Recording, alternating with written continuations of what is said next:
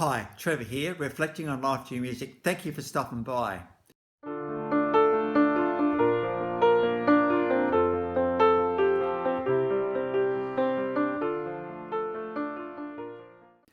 Well, coming again, you're very, very welcome. I trust you enjoyed my last video on guitar legend, Mr. Guitar, Chet Atkins. And it was great to revisit one of the greatest guitarists of all time. So I trust you found that one encouraging. Well, moving on to a guy that was born in 1961 in Michigan. And he grew up as you often do, and he went to uni with future White Heart lead singer Rick Florian. So that's Christian music royalty right there. But he then went on and had a bit of a career, and between 1984 and 1988 he had 3 studio albums. Of course, the guy we're talking about is Geoff Moore, and it was around 1987 that he formed Geoff Moore and The Distance. We're talking contemporary Christian music before, and as I've said many times in the past, this genre probably goes into who we are as human beings, and what motivates us and gets us going more than any other genre, I'm thinking. So, we do all sorts of genres on this channel. In 1988 out came the album A Place to Stand, and then 1992 A Friend Like You. Now, I've got a couple of songs off this album. We've got, first of all, a live version of A Friend Like You. Now, one of the lines in this song is friends through thick and thin. And so that's what a true friend is, someone who will actually be with you through everything. Now, Geoff Moore has a bit slightly different take on that. There's someone a lot bigger, the creator of the universe, in fact, is also that friend. So it's great to actually have that sort of person looking after you as well. So A Friend Like You, pretty cool. Of that same album, Listen to Our Hearts. This was written by Christian music composer and nice guy Stevens Curtis Chapman. These two have actually done a few songs together. Listen to Our Hearts, which is all about this pleading and praying and that sort of thing. Out in 1993 came Evolution Redefined. Now, here we go. Let's get contentious, shall we? What do you think? Now, you might already know where I'm going here, and if you've followed my channel before, you probably know which side of the fence I sit on. But let's discuss this for a minute. So there's 2 rules of thumb out there. We've got evolution, which is, life has gradually evolved into what it is now. Then we've got creation. And creation is if there was a created force behind the earth, universe, and that is what's got the world into being. Now, these 2 different views have been in constant battle with each other for a very, very long time now. And so I just wanted to just expand a little bit on this today, but I'm going to try to do it in a way that's kind and gentle at the same time. So, as you know, I have a belief one way. You probably know that from looking at my stuff by now. I probably believe in creation. But let's just, instead of just sort of saying I believe in creation, let's just go a little bit further and say, hey, look, let's look at the world around us for a second. No leaf is the same. No leaf is the same. You think about sunsets. Particularly down near I live, if the sunset is a stunning pink or stunning gold, and the way that colour just plays with the tops of the water, it's absolutely stunning and takes your breath away. Now, absolutely, and the sunset is caused by the sun going down, but how beautiful to actually have colour in there. And if I'm up early enough, I'll see the sun rays on the other side of where I live, absolutely stunning. It really takes your breath away to see this beautiful show every morning. Then we think about there are many places around the world. All you do is watch some of David Attenborough stuff, and you see how well in tune and how well synchronized nature is. The food supply, the way where breeding happens year after year, the ability for a bird to actually fly all that distance to migrate every year, and the ability for the circle of life to continue. Um, what about rainforests? You know, we've got the stuff on the very, very bottom. We've got animals down there, and then they're sheltered by some ferns higher up. Then they're sheltered by some trees, and they're sheltered by the trees that's next through the top. There are animals all the way through there. Well, as much as rainforests as we've got left in this world, I should go to say, and how amazing that is rainforests that ensure that our oxygen supply is healthy, well, as healthy as it can be. And you know, you only have to talk to an Indigenous person in this world to realise that, you know, they know how to live with nature as opposed to trying to control it. So all the layers of the rainforest and how that all works together to create a lush paradise for its inhabitants. We can go one step further to think about whales. Now, what do whales eat? They eat krill. Now, how is it that one of the biggest mammals in the world eats one of the smallest creatures? Because there's plentiful food supply for it. And so, you know, you can think about it from that way as well. What about, let's go a step further. Let's think about the Earth, how it rotates and it spins. It spins once a day, and, you know, as like quite in time and in sync, really. Like you'll see the moon every night. Well, most times, sometimes you have to look around for it, but there the moon is, and then the next day the sun's back. Happens every single day. And then as the earth spins and spins and rotates, it goes around the sun. 365 and a quarter days a year. Now, apparently it's 365 and a quarter and a bit. So apparently once every few years they have to adjust the Greenwich Mean Time Clock by a quarter of a second. This is how clever we've come up being able to work this stuff out. Why is time important? Well, it's the way we do longitude when we're navigating. So it was a ship's captain that told me that. That was pretty cool. And you think about the fact that the Earth is going around the sun as it does, and every other planet in our universe, in our solar system, is doing exactly the same thing.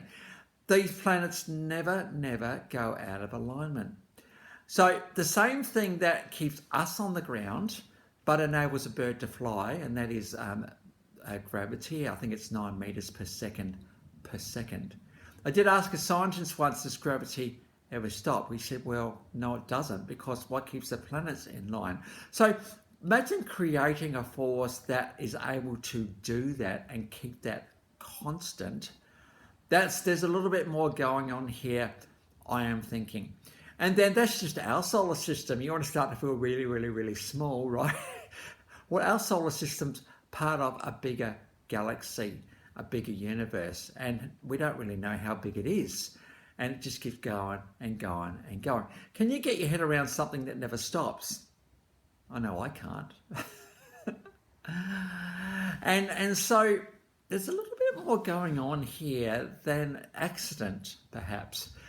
Now, the great thing about science is that it is actually continuing to discover and continuing to find out about, you know, the world we live in and how finely tuned and synchronized it actually is. And makes me start to think more and more that, you know, from a scientific viewpoint, that, you know, there's just too much accident, coincidence, fluke for it to be an accident. It's actually something more at play here. Someone who has intentionally designed it that way. Now, as I've said in the past, you know, I believe it's God in heaven that has done that. And well, how amazing for him to have such an incredible creative mind, creative heart, creative process that he then did choose to put you and I on this planet. I know that's a big call to make for some of you out there, but you know what? If you were sitting in here with me in this room and you were talking about, say, evolution, I would listen and I'd ask you questions as opposed to just putting in my opinion. There's enough people in this world with opinions. There's not enough people in this world trying to have conversation around what is important. So I reckon when we come up with contentious stuff like this, I remember I used to be a chaplain in a primary school, and there was a particularly hot debate happening in Australia. And I remember asking them, what am I going to do if someone asks me in the schoolyard what I think? And they said the best thing you can do is keep the conversation going. So yeah, let's keep the conversation going. As I've hopefully tried to demonstrate in this video, I think there's room for the scientific world and the way that it has actually explored this creation and tried to work it out. The more we discover about science, particularly again David Attenborough's videos, the more I'm amazed at how wonderful this world actually is. And let's remember to look up, let's get the eyes out of our phones and let's get the earphones out even, and to experience this world as an absolutely beautiful place. If the world is not beautiful for you right now because of life circumstance, I can still encourage you to look up and to realize it actually is, and you're in this world. So good on you, Geoff Moore, for having a real dig at this whole thing in the song Evolution Redefined. Of course, in the 1990s was a pretty hot topic, this one. And so Geoff, in his typical tongue-in-cheek fashion, has, I suppose, sort of had a bit of a dig at it and sort of put his view out there. So what's that one? If You Dare. Okay. In 1995, out came the album Home Run. We've got a couple of songs off that album. We've got the official clip of Eye on the Ball. This is a very much a tongue-in-cheek thing, using baseball as a bit of a theme. And eye on the ball, what that means, keeping your eye on the goal, keeping your eye on the journey, just ensuring that you do everything you to do to tick the boxes as you go, eye on the ball. And in case of Geoff, making sure that his faith stacks up the whole time. Because when you're as public image as Geoff Moore is, and this guy's been extremely popular in the Christian music scene, some of the live clips you'll see there's a lot of people in the audience here. And he's got a pretty amazing voice, this guy. And to be able to stand up for what you believe in, and let's face it, what is actually wrong with that? There's nothing wrong with standing up for what you believe. And if you find some success writing songs to do that, so be it. So we've got Eye on the Ball, and we've also got The Vow. Not sure who this is to. This could be to a few things. This could be to his life partner. Right here, right now, I'm going to make a vow to you that I'm always going to keep my side of the bargain. The problem with vows, of course, is that what happens when the other side doesn't? How do you deal with that when you've made these promises? Well, I think promises can only go so far. It becomes untenable after a while. So we've got a live version of The Vow. So after Geoff Moore The Distance had a bit of a career for about 10, 12 years, he then went back to a solo career. And he's had a lot of success ever since.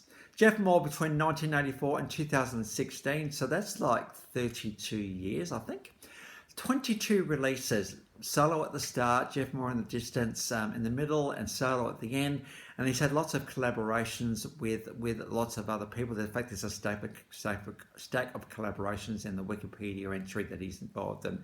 So it's just a genuinely nice guy who'll try to do the right thing and to try and help out where he can. And because he has got the name he has got, he's actually been able to do that quite successfully. And so, yeah, so thank you for sticking with me today with what is quite a contentious topic, this one. How quickly do we try and stick our opinion in there? How quickly do we try and get our mind to come up with a answer?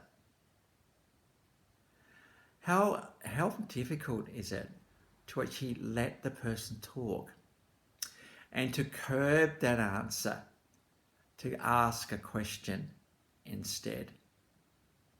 And what do you do if someone says something that you don't agree with? You think, well, okay, right, help me to understand why that is.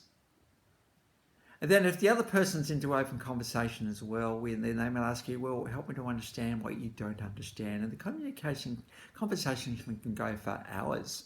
The minute you put an opinion in, it closes it down. Let's keep conversation open.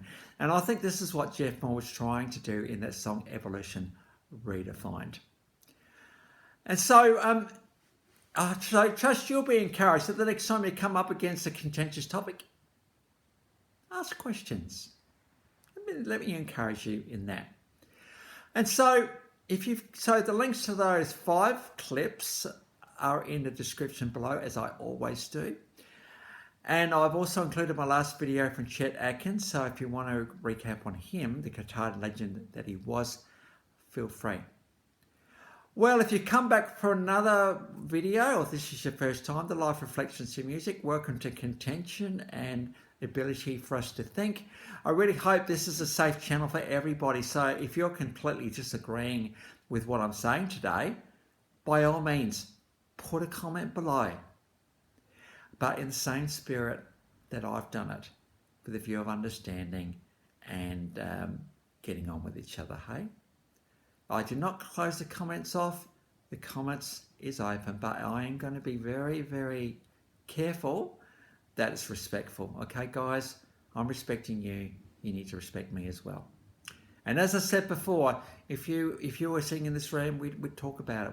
I wouldn't give you an opinion. We'd just talk about it, because that's what we do in this channel. So thank you for hanging around today. Next time we're going to go on to gospel music legend Andre Crouch. So until then, I'll catch you around. Bye for now.